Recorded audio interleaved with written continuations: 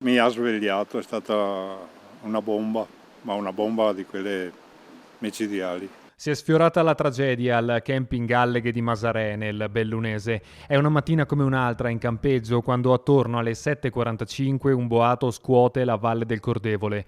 Un'esplosione fortissima che ha fatto letteralmente saltare in aria la roulotte privata di una famiglia di 3 persone residenti a Padova che ad Alleghe stavano trascorrendo le vacanze.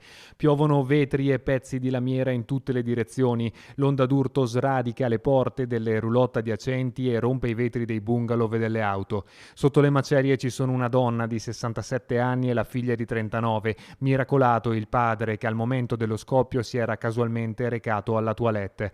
Nonostante il botto devastante, le due donne sono incredibilmente in buone condizioni. La madre viene trasportata dall'elicottero dell'aiuto alpin di Bolzano al Cafoncello di Treviso, riportando alcune ustioni ed escoriazioni, mentre la figlia viene trasportata con il padre all'ospedale di Agordo per accertamenti.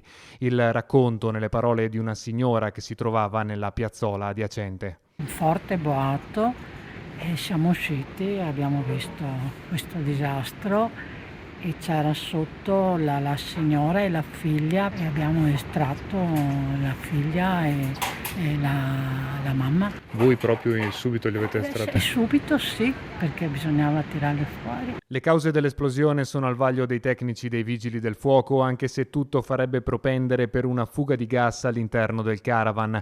Non più tardi di ieri la roulotte era stata oggetto di alcuni lavori proprio all'impianto del gas e quindi non si esclude una correlazione con lo scoppio di questa mattina, ma saranno le perizie tecniche a mettere l'ultima parola sulla dinamica dell'incidente, il cui esito avrebbe potuto essere ben peggiore sia per le condizioni dei familiari, sia per la presenza di altre piazzole adiacenti dalle quali nessuna persona è rimasta coinvolta, fatto salvo per qualche danno di natura materiale. Praticamente il spostamento d'aria ci ha rotto anche le porte delle nostre casette, eccetera.